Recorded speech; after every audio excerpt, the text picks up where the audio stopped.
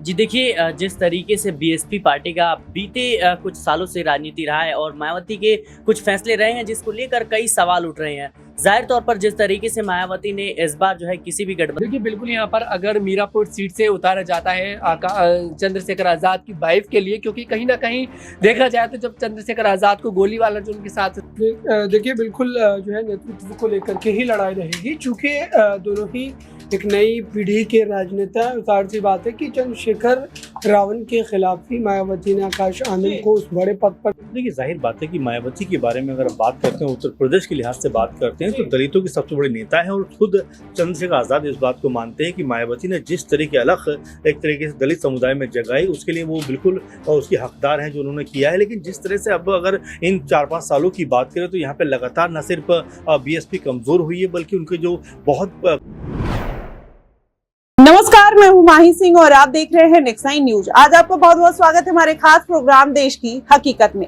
उत्तर प्रदेश के इस बार लोकसभा चुनाव में बहुजन समाज पार्टी डूबती हुई नजर आई, लेकिन वहीं एक दलित चेहरा जो उभर कर सामने आया वो है चंद्रशेखर आजाद। नगीना सीट से 1.5 लाख वोटों से ज्यादा वोट हासिल करते हैं और ऐसे में अपनी पार्टी का वर्चस्व कायम करते हैं। माना यही जा रहा है कि आने वाले दिनों में चंद्रशेखर आजाद अब बहुजन समाज पार्टी को पीछे छोड़ते हुए नजर आएंगे। ऐसे में अब वो कई अलग अलग दांव खेलते हुए नजर आ रहे हैं। माना यही जा रहा है कि चंद्रशेखर आजाद आने वाले दिनों में 403 सीटों पर विधानसभा चुनाव में अपने प्रत्याशी उतारने वाले हैं। अगर ऐसा होता है तो कहीं ना कहीं मायावती की पार्टी के लिए बड़ा खतरा बन सकता है। हमारे साथ सिराज मौजूद है, इनसे जानेंगे कि आखिर नगीना सीट पर चंद्रशेखर आजाद ने इस बार जीत दर्ज की है। और वहां पर देखा जाए तो नगीना सीट में मायावती ने अपने कैरियर की शुरुआत की थी और सुरेंद्र पाल को इस बार मैदान में उतारा और सुरेंद्र पाल केवल महज 13,272 वोट लेकर आते हैं। तो ऐसे में क्या लगता है कि अब मायावती का जो सुपड़ा है उत्तर प्रदेश से साफ होने वाला है? जी देखिए, जिस तरीके से बीएसपी पार्टी का बीते कुछ सालों से राजनीति रहा है और मायावती के कुछ फैसले रहे हैं जिसको लेकर कई सवाल उठ रहे हैं। जाहिर तौर पर जिस तरीके से मायावती ने इस बार जो है किसी भी गठबंधन का दामन नहीं थमा और अकेले चुनाव लड़ने का फैसला किया।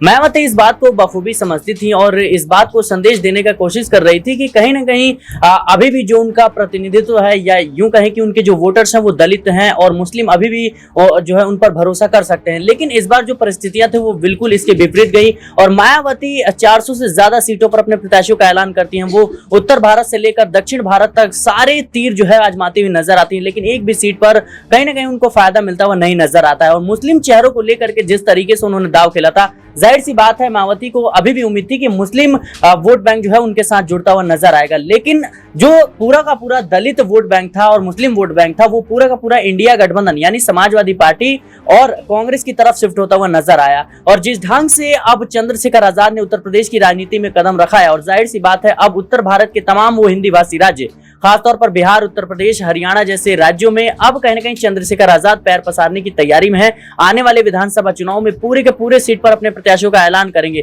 तो मुझे लगता है कि बीएसपी का जो सियासी सफर है उसको लेकर के अब कहीं ना कहीं खतरा जरूर है, क्योंकि तमाम तरह के मुद्दों को लेकर के चंद्रशेखर आजाद जनता के बीच जाते हैं और दलितों का मुद्दा उठाते हैं। तो जाहिर सी बात है मायावती जिस तरीके से आकाश आनंद के खिलाफ उन्होंने एक्शन लिया था जब उन्होंने भारतीय जनता पार्टी के खिलाफ हमला बोला था, तो इसको लेकर भी कई सवाल उठ रहे हैं। और मायावती पर जिस तरीके से विपक्ष ने आरोप लगाया कि ये भारतीय जनता पार्टी की मदद कर रही है, कहीं ना कहीं अब लोगों के मन में ये शंका पैदा हो गई है और मायावती अपने ही फैसलों में फंसती हुई नजर आ रही है। और जाहिर सी बात है अब आने वाले समय के लिए चिंतन मंथन करने की जरूरत है। जी वाकई में चंद्रशेखर आजाद लगातार जिस तरीके से दलितों के लिए आवाज उठाते हुए नजर आए, आज उन्होंने योगी सरकार के ऊपर हमला बोला और एक दलित परिवार के लिए मोर्चा खोलते हुए भी दिखाई दिए। लेकिन अब ऐसे में माना जा रहा है कि इस उपचुनाव में वो अपनी पत्नी को हो सकता है चुनावी मैदान में उतारते हुए नजर आए। तो हमारे साथ तनुज मौजूद है, इनसे जानते हैं। तनुज, अगर आजाद इस बार के चुनाव में अपनी पत्नी को उतारते हैं तो इससे क्या लगता है कि चाहे भारतीय जनता पार्टी हो चाहे है समाजवादी पार्टी, उनको कितना बड़ा खतरा हो सकता है? देखिए बिल्कुल, यहाँ पर अगर मीरापुर सीट से उतारा जाता है चंद्रशेखर आजाद की वाइफ के लिए, क्योंकि कहीं ना कहीं देखा जाए तो जब चंद्रशेखर आजाद को गोली वाला जो उनके साथ सीन हुआ था, उनको गोली लग गई थी, तभी वो एक्टिव नजर आई थी राजनीति में।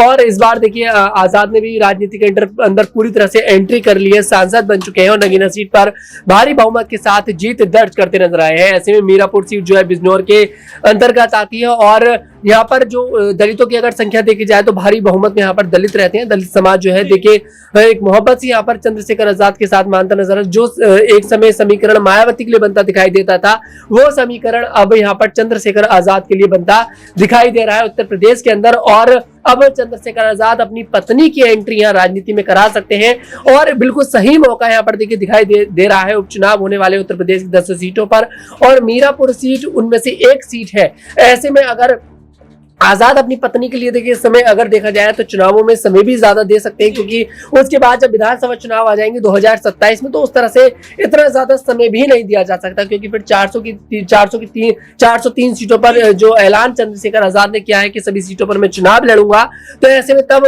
आजाद समाज पार्टी के लिए तब परिस्थिति कुछ और होगी, क्योंकि सभी सीटों पर कैंडिडेट उतारना, हर एक सीट का समीकरण देखना कि किस सीट पर किस कैंडिडेट को उतारना चाहिए, और क्योंकि हर एक जात को मौका दिया जाएगा यहाँ पर, सिर्फ ये नहीं कि दलित समाज को ही मौका दिया जाएगा, हर बिरादरी से यहाँ पर मौका दिया जाएगा। तो ऐसे में अब यहाँ पर थोड़ी सी जो जिम्मेदारी है अपनी पत्नी की तरफ भी यहाँ पर डालते नजर आ रहे हैं चंद्रशेखर आजाद। अपनी पत्नी की भी एंट्री चंद्रशेखर आजाद राजनीति में अब कराने के लिए पूरी तरह से तैयार नजर आते हैं। जी बिल्कुल, ऐसे में चंद्रशेखर आजाद लगातार दांव तो चल रहे हैं, लेकिन वो उनका दांव कितना फिट बैठता है। ऐसे में 23 जून को मायावती समीक्षा बैठक बुलाने वाली है, तो ऐसे में चंद्रशेखर आजाद को छोड़कर अब आकाश आनंद के खिलाफ कहीं ना कहीं मायावती ने जो ऐलान किया है उनको नेशनल कोऑर्डिनेटर पद से हटाने का, क्या वो फिर से वापस लेते हुए नजर आएंगी? ऐसे में अगला सवाल मेरा अबरार से रहेगा। अबरार से जानेंगे कि अबरार, अगर 23 जून को मायावती आकाश आनंद को फिर से नेशनल कोऑर्डिनेटर बना देती हैं, तो आपको क्या लगता है कि फिर आजाद और आकाश में किस तरीके की लड़ाई देखने को मिल सकती है? देखिए बिल्कुल जो है नेतृत्व को लेकर के ही लड़ाई रहेगी, चूंकि दोनों ही एक नई पीढ़ी के राजनेता। जाहिर सी बात है कि चंद्रशेखर रावण के खिलाफ ही मायावती ने आकाश आनंद को उस बड़े पद पर नियुक्त किया था, लेकिन आप देखिए कि होनी थी और उनके बयानों की वजह से उनके ऊपर कार्रवाई हो गई।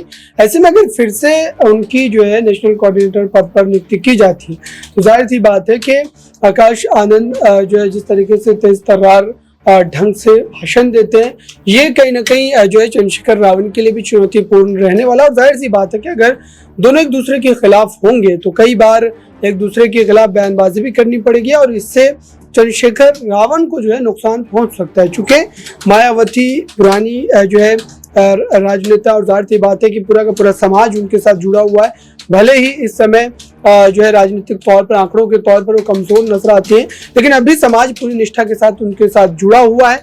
और अभी भी देखिए चंद्रशेखर रावण कभी भी मायावती के खिलाफ या बीएसपी के खिलाफ किसी भी जो आप शब्दों का इस्तेमाल नहीं करते, नहीं कड़े शब्दों का इस्तेमाल करते हैं। मुझे लगता है आकाश आनंद को अगर फिर से एक बार नेशनल कोऑर्डिनेटर जो है पद की जिम्मेदारी सौंपी जाती है तो जाहिर सी बात है कि ये चंद्रशेखर रावण की जो है राजनीति के लिए एक बड़ी चुनौती पैदा कर सकता है, चूंकि आकाश आनंद अगर उस पद की जिम्मेदारी संभालेंगे तो चंद्रशेखर रावण पर तीखा हमला बोलेंगे, जैसा कि वो लोकसभा चुनाव में भी बोल रहे थे जब जितने दिनों तक उन्होंने प्रचार प्रसार किया। तो ये कहीं ना कहीं तारीख को तय होना है कि अब जो उपचुनाव को लेकर चंद्रशेखर रावण अभी से ही दम खम दिखा रहे हैं और खास तौर पर उन तमाम सीटों पर अपने प्रत्याशियों को उतारने के लिए वो तैयारियां जोरों पर कर रहे हैं। पार्टी के तमाम पदाधिकारी जो है वो काम पर लग गए हैं, सीटों को पूरी तरीके से चयनित कर लिया गया है किन किन सीटों पर प्रत्याशी उतारेंगे और पार्टी का जो कैडर है वो धरातल पर काम भी कर रहा है। वैसे भी उनके पास संगठन है भीम आर्मी की, तो जाहिर सी बात है कि तमाम युवा वर्ग उनसे जुड़े हुए, तो कहीं ना कहीं राजनीतिक तौर पर उनके लिए ये एक जो है आप कह सकते हैं बड़े फायदे का कारण भी बनता है कि भीम आर्मी के जो तमाम युवा चेहरे हैं वो चुनाव में भी उनके जीत के लिए लगातार संघर्षशील रहते हैं, उनके प्रत्याशी को जिताने के लिए काम भी करते हैं। तो देखना है कि अब ये दो चेहरे अगर आपस में भिड़ते हैं, चूंकि मायावती और चंद्रशेखर रावण की तुलना आप नहीं कर सकते हैं, लेकिन आकाश आनंद और चंद्रशेखर रावण एक दूसरे के खिलाफ जो है होते हैं, तो जाहिर सी बात है कि इसमें कहीं ना कहीं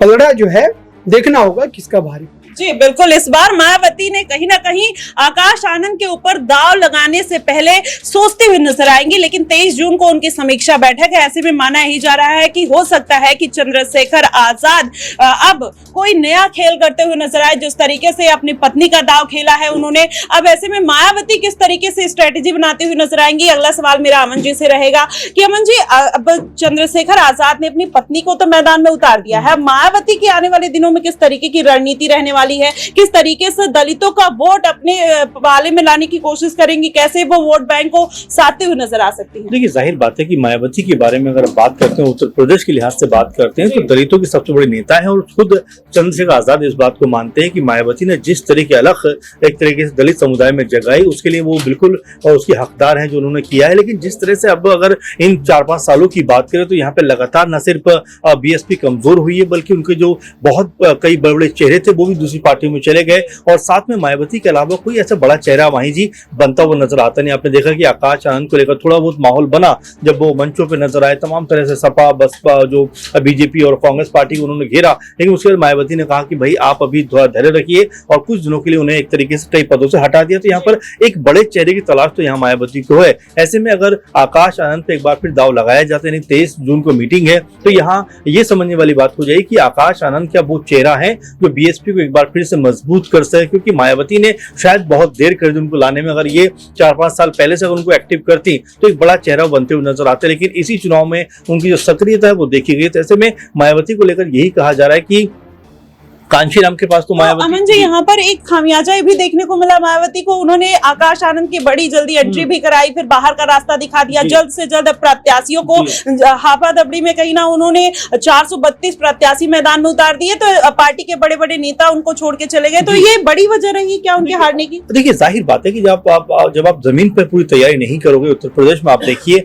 80 लोकसभा सीटें आती हैं, और एक समय ऐसा भी था कि 20-22 सीटें मायावती की पार्टी को मिलती थी। लेकिन जिस तरह 2012 के बाद में लगातार दलित वोट बैंक जो उनको छिटका है, वो लगातार उनकी हार की वजह बना। आप देखिए, अगर 2024 की बात करें तो लगभग 8-9% का जो वोट परसेंट है वो उनको मिला है। ऐसे में आप समझ सकते हो कि जो दलित वोट बैंक था, जो उनका बहुत मजबूत माना जाता था, वो भी उनके पास खिसक गया। ऐसे में अब मायावती को अपनी रणनीति के ऊपर तमाम तरह के कह सकते हैं जो पार्टी में जो विचारधारा उसके ऊपर काम करना पड़ेगा, साथ में जो उनके चेहरे हैं उनको फिर डेवलप करना पड़ेगा, क्योंकि मायावती के अलावा कोई बड़ा चेहरा बीएसपी के अंदर दिखाई नहीं देता, और यही वजह है कि मायावती को इन चुनावों में करारी हार का सामना करना पड़ा है। जी बिल्कुल, ऐसे में अब मायावती दलितों को किस तरीके से साधते हुए नजर आएंगी। चंद्रशेखर आजाद एक बड़े नेता के तौर पर तो उभर रहे हैं, लेकिन मायावती की पार्टी कहीं ना कहीं डूबती हुई नजर आ रही है। अगर ऐसा कुछ होता है तो मायावती की पार्टी के लिए बड़ा खतरा पैदा हो सकता है। ऐसे में अब चंद्रशेखर आजाद आगे किस तरीके से मूव लेने वाले हैं, ये देखना बेहद दिलचस्प होगा। फिलहाल